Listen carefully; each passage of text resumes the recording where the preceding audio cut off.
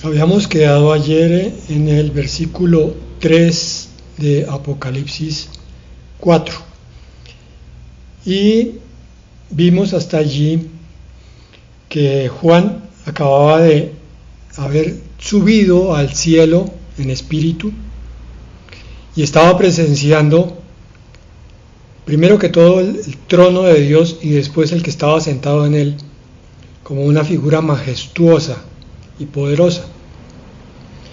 Y ayer hacíamos énfasis en la importancia de la adoración y hoy vamos a seguir en esa misma tónica. Miren, hermanos, yo soy defensor de lo que es una relación directa con Dios, personal e íntima. ¿Por qué? Porque la teología es muy necesaria en el estudio de las cosas de Dios, pero la teología es una descripción un tanto teórica, basada sí, correcto, en la palabra de Dios, pero nos deja solamente con un sabor a un Dios un poco alejado, un poco, repito, teórico. Y el Dios que yo conocí, el que me convirtió a Él, el que me tocó, fue un Dios presente, real y vivo. Y eso es lo que ha marcado la pauta de mi ministerio. Es un Dios vivo al cual nosotros nos acercamos y nos acercaremos.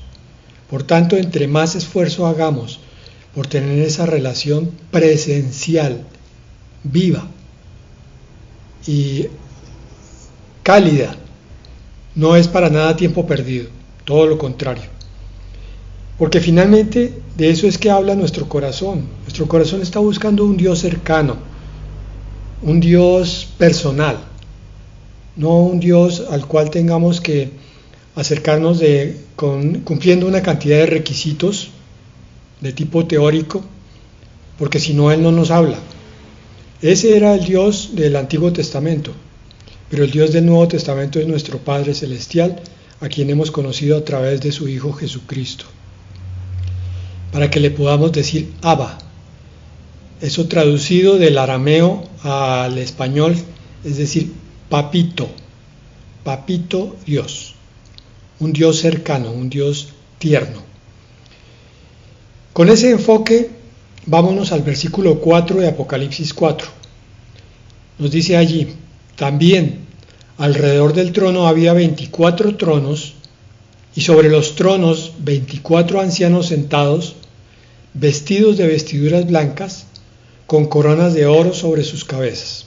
A grandes rasgos, estos 24 ancianos representan a los 12 tribus de Israel y a los 12 apóstoles. No quiero profundizar mucho en eso, porque el énfasis que le estamos dando esta vez es la relación personalizada con Dios. Entonces lo que importa aquí es que estos 24 ancianos, que son la iglesia y que es los santos del Antiguo Testamento, están alrededor del trono de Dios, están muy cercanos, están muy próximos. Y eso nos debe decir algo. ¿Qué nos dice, por lo menos a mí? Que si esto es la realidad eterna y futura para la iglesia, tiene que ser también la realidad presente para el cristiano. Tenemos que reevaluar nuestro concepto de adoración. El diablo se logra colar de muchas maneras y nos mete conceptos que van convirtiendo nuestra relación con Dios en algo frío y repetitivo. Entonces la adoración siempre es algo que hace un grupo de alabanza y nosotros seguimos con ciertos movimientos de manos y con cierta repetición de la melodía. Pero es que la adoración es más que eso. La adoración es una vida rendida. Lo veíamos ayer, lo continuamos diciendo hoy. Es que en todo lo que haga, en cada acción que tú hagas, tienes que rendir un tributo a tu Dios y Señor, que es tu creador y que es tu proveedor. Por ser tu creador, tú le debes gratitud. Por ser tu proveedor, tú le debes gratitud y reconocimiento. Es como si tu papá viene hasta tu boca y te ofrece un bocado 5 veces al día y te viste personalmente Él con los mejores ropajes y te abraza cada vez que estás preocupado o cada vez que no hay ningún problema. Y tú le respondes a ese Dios: gracias, Padre. Nos hablamos la próxima vez y tú le das la mano solamente. Más o menos esa es la visión que hay que escoger, cuál de las dos queremos. Pero yo les digo que en el fondo del corazón cada uno de nosotros está gimiendo por un Dios cercano, por un Dios Abba. Mateo 19:28 dice: Jesús les dijo: de cierto les digo que cuando sea hecho todo nuevo y el Hijo del Hombre ocupe el trono de su gloria, después de la venida, de la segunda venida, también ustedes, los que me han seguido, dice allí, ocupará 12 tronos para juzgar a las 12 tribus de Israel. ¿Sí? Aquí habla de juicio como una pedida de cuentas de lo que hicieron bien y de lo que hicieron mal, pero el juicio también es gobernar, es reinar, primordialmente a Israel.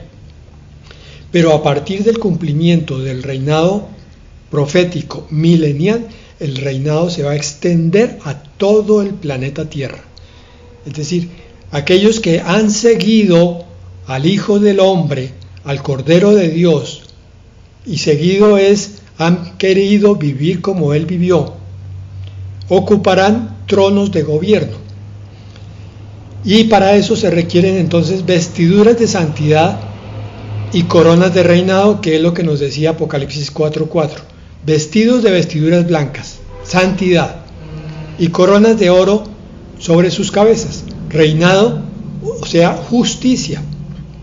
Apocalipsis 3:4 nos dice: pero cuentas en Sardis con unos cuantos que no han manchado sus vestiduras. Ellos son dignos de andar conmigo vestidos de blanco. Aquellos santos de Sardis, a pesar de que fue una de las iglesias que recibió reprensiones, y no una sino varias, sin embargo en medio de esta iglesia hay unos que caminaron en santidad, supieron preservarse. Ojalá en nuestras iglesias podamos decir lo mismo. Y ellos son dignos de andar por la eternidad, con el Cordero de Dios, vestidos de santidad. Lo dice arriba: 24 ancianos vestidos de vestiduras blancas. La segunda de Timoteo 4:8 dice: por lo demás me está reservada la corona de justicia, porque en Apocalipsis 4:4 nos hablaba de coronas de oro sobre las cabezas. Estamos describiendo los detalles que definen a los que están sentados en los 24 tronos. La corona de justicia, o sea, de rectitud, y se necesita justicia y rectitud para juzgar y para reinar. Que en aquel día me dará el Señor, el juez justo, y no solo a mí, sino también a todos los que aman su venida. ¿Tú eres de los que ama la venida del Señor? ¿Tú eres de los que investiga, estudia, escudriña y pregunta sobre la próxima venida de Cristo por su iglesia y la segunda venida del Señor a juzgar a las naciones? ¿Tú eres de los que se interesa por estudiar el tema? Porque siempre vamos a estar adorando en la eternidad, no que sea la única actividad, sino que todo lo que se va a hacer allá en la eternidad, todo el trabajo de ese reinado, de ese sacerdocio, va a ser en función de la adoración, pero la adoración entendida ampliamente. Como estoy diciendo, cada acción es de adoración a nuestro Dios. Cada pensamiento es puro para adorar a nuestro Dios. Cada palabra que salga de nuestra boca es de alabanza para adorar.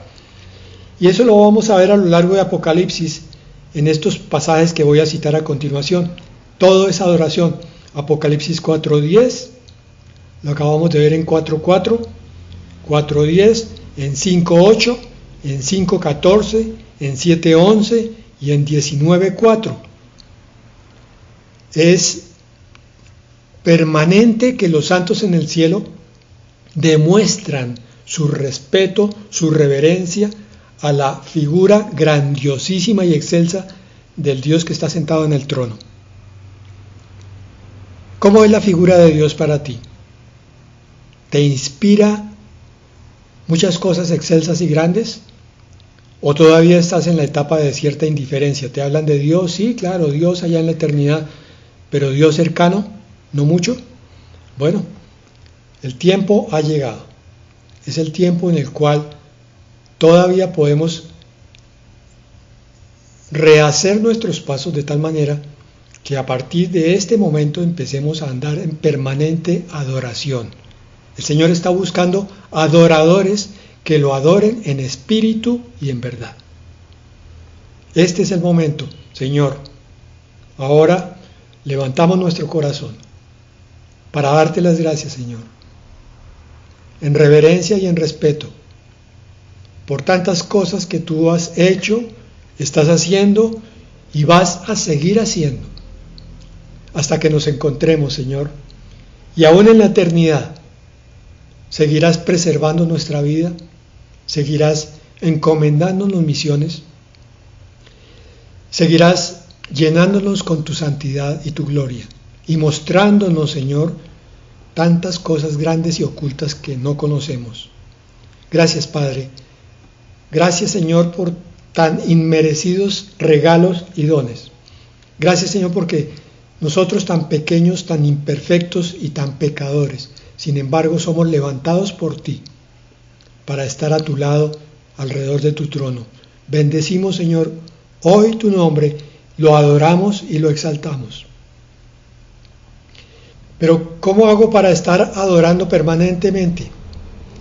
¿Saben qué, hermanos? Una forma excelente de adorar aquí al Dios Altísimo es ser canal de su bendición para otros. El Señor quiere siempre bendecir a los necesitados, y todos somos necesitados, pero Él siempre también está buscando instrumentos.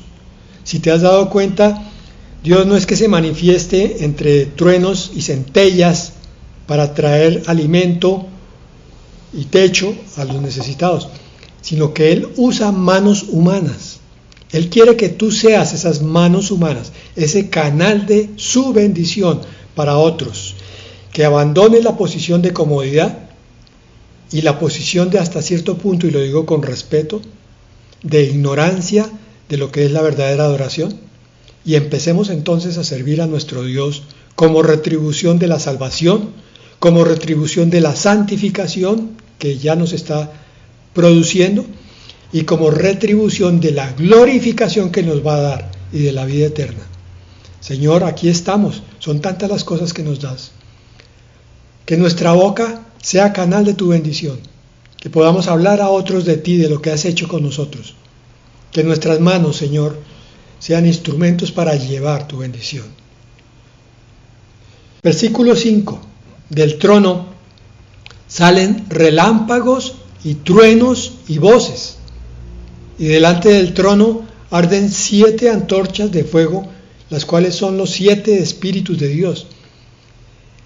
Por más de que eso está puesto en palabras, es muy difícil para nosotros poder comprender lo excelso, lo infinitamente hermoso de esta palabra que está aquí.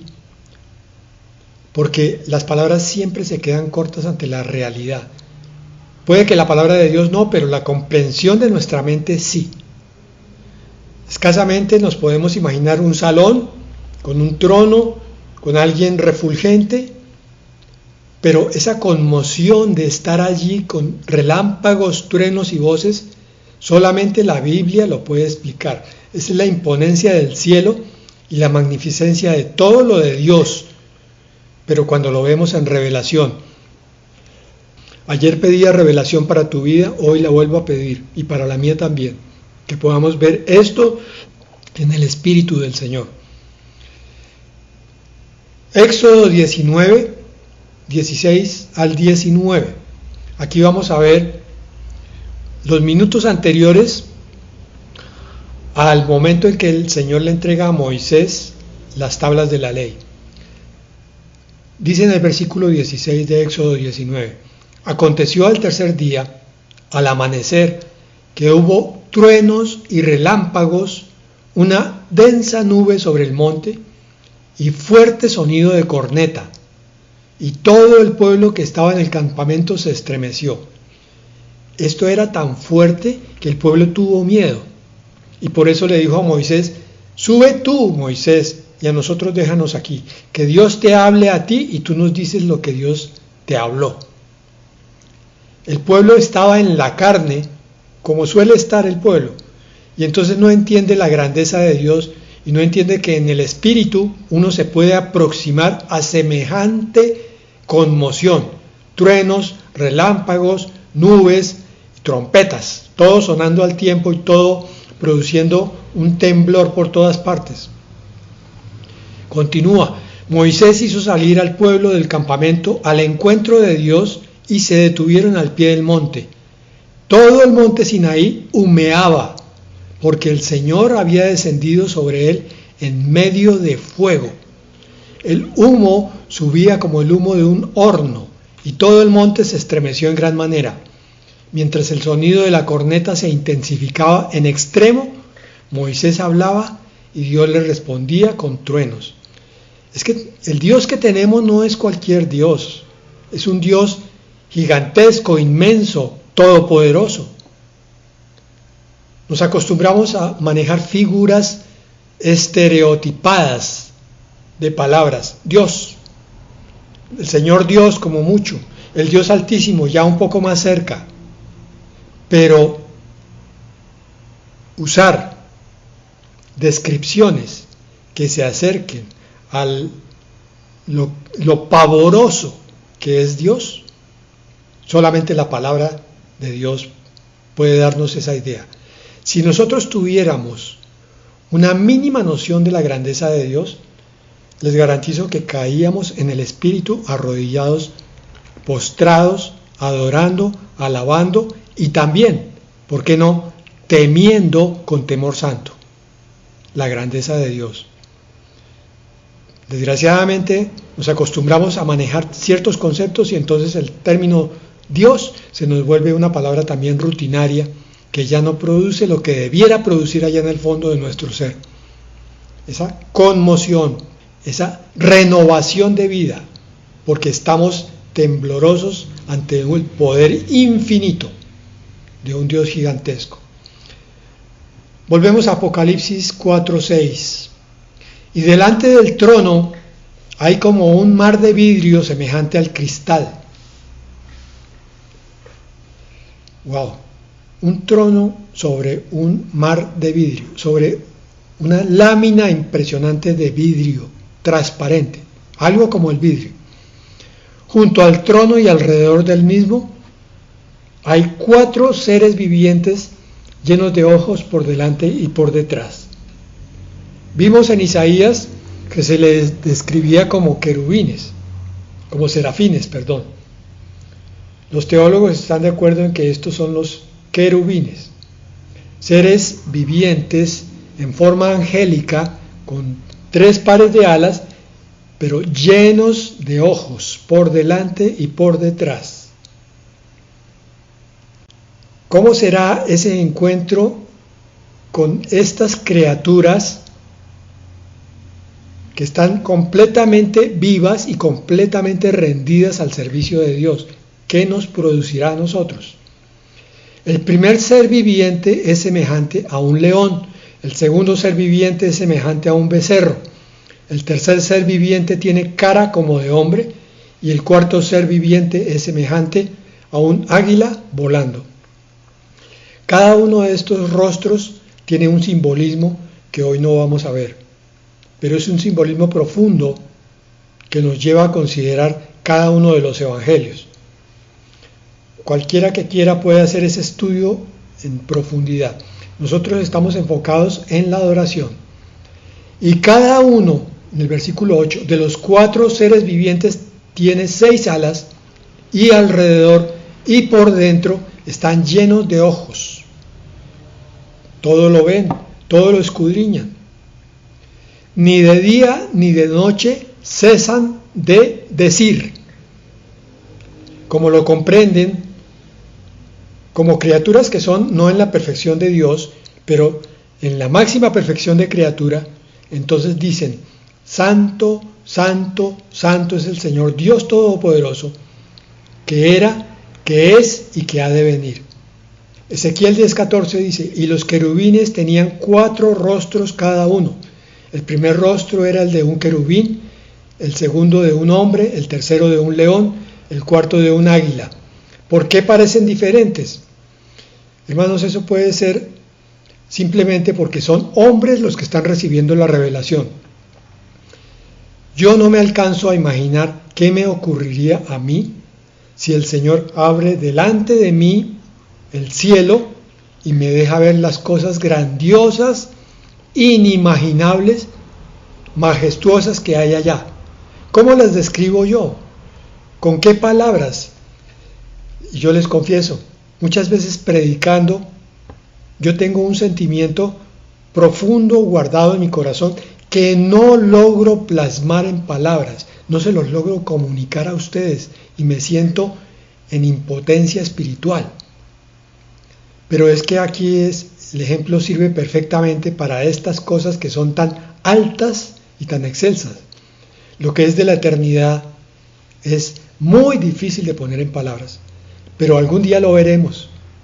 Entonces, piensen más bien en cuánto asombro, cuánta sorpresa, qué tan pasmados vamos a quedar de ver todas estas cosas que pensamos que eran de la imaginación o de la ciencia ficción o de fantasías o de cuentos de hadas. La vida espiritual que nos espera y que está aquí a la vuelta de la esquina, porque nosotros vivimos en una dimensión cerrada, que es la material, pero apenas salimos de la dimensión material, está la dimensión espiritual. Y esa dimensión es impresionantemente más real y más amplia de lo que podemos imaginar. ¿Cuántas sorpresas vamos a descubrir cuando lleguemos a la eternidad? ¿Estás preparado? ¿Estás ansioso? ¿Estás anhelante? ¿Tienes esperanza de estas cosas? Entonces eres un verdadero hijo de Dios. También tenemos que considerar cuántas sorpresas no hemos descubierto por falta de una relación más cercana con Dios. ¿Sí? Es hora, hermanos, de saltar nuestros cercos, nuestras limitaciones, esas formas de pensamiento cerrado que no nos dejan pensar en las posibilidades que Dios nos ofrece. Señor, yo quiero una relación contigo ilimitada, Señor, como tú me la quieras dar mientras estoy aquí, pero que no sea yo el que le ponga límites, que seas tú, Señor. Lo que yo no pueda recibir, tú lo limitas, pero que no sea mi duda, que no sea mi miedo, que no sea mi falta de compromiso, mi falta de estudio de tu palabra, mi falta de comunión contigo, la que limita la riqueza de la relación que tú quieres para mí. Versículo 9. Y cada vez que los seres vivientes dan gloria, honra y alabanza al que está sentado en el trono y que vive por los siglos de los siglos, los 24 ancianos se postran delante del que está sentado en el trono y adoran al que vive por los siglos de los siglos y echan sus coronas delante del trono diciendo: digno eres tú, oh Señor y Dios nuestro, de recibir la gloria, la honra y el poder, porque tú has creado todas las cosas y por tu voluntad tienen ser y fueron creadas. Estos 3 últimos versículos nos muestran una cosa importantísima. Aquí está descrito como que cada vez que los querubines dan gloria, honra y alabanza, los santos del cielo se botan de rodillas al piso y cogen sus coronas, las que recibieron del propio Señor, y se las presentan a su Señor. Se la quitan y se la muestran a Él, en señal de reconocimiento de que todo proviene de Él, en señal de gratitud por la corona y por la santidad y la vida eterna que les acaba de manifestar, no de dar porque ya no la dio, pero manifestar en el entendimiento ahora sí completamente real y total, porque ya están en la vida eterna. Ahora ya pueden ver que todas las promesas que estaban escritas en la Biblia eran totalmente ciertas y se cumplieron todas sin faltar ni una, porque Dios es fiel y su palabra es fiel. Por esa razón se postran en adoración, por esa razón botan sus coronas delante de Él, en permanente homenaje, en permanente reconocimiento. Y esto debiera entonces cuestionar nuestra vida cristiana, cuestionar nuestra forma de leer la palabra, cuestionar nuestra oración. ¿Por qué, Señor, si está plasmado en tu palabra que el hombre nace para adorarte y que por la eternidad va a adorarte, no como única actividad, porque actividades va a haber muchísimas en esa eternidad, no vamos a tener tiempo para estar aburridos, ni para siquiera bostezar por la rutina, porque no es así, porque el cielo es otra dimensión totalmente nueva, porque Dios trabaja y hasta ahora trabaja, dijo Jesucristo, y nosotros vamos a estar trabajando sin cansancio, sin agotamiento, sin ningún malestar, pero completamente gozosos y llenos y plenos. Y entonces esa va a ser nuestra adoración continua, un permanente homenaje a nuestro Dios. Efesios 1, del 5 al 6, dice: en amor nos predestinó por medio de Jesucristo para adopción como hijos suyos, según el beneplácito de su voluntad, para la alabanza de la gloria de su gracia, que nos dio gratuitamente en el amado. Es cierto, mis hermanos. Estos santos y estos querubines dicen: digno eres tú, oh Señor, de recibir la gloria, la honra y el poder. Y nosotros estamos puestos para la gloria de Dios. Darle la gloria a Él es reconocerlo como el autor y consumador de todas las cosas, del alimento, del vestido, de la salud, del techo, de la ayuda que se le ofrece al hermano, del culto, de la adoración, de la oración, de la lectura. Todo es de Él. Señor, te doy la gloria por esto que me estás mostrando, por esta palabra que me permites leer, por esta revelación que me estás dando en el momento que estoy leyendo. Hermano, busca la revelación. No te acostumbres a leer la Biblia como quien lee un libro de historia. Busca la revelación, para que esa revelación te haga darle la gloria a Dios. Señor, bendito eres por esto que me has mostrado. Señor, glorioso Padre, gracias. Me has considerado para darme esta enseñanza y esta revelación hoy. Gracias, Señor, te doy la gloria a ti. Fuimos hechos para adoración suya en la eternidad, como nos describe Apocalipsis 9 al 11, pero también para adoración aquí. Y esa es la invitación del capítulo 4 de Apocalipsis. Que nos preparemos, hermanos, para esa adoración que está descrita allí. Que nos preparemos en nuestra vida, y perdón, lo repito una vez más, con cada acción, con cada palabra, con cada mirada. Por tanto, alejamos de nosotros el pecado y todo lo que hacemos que sea para la gloria de Dios. Amén y amén.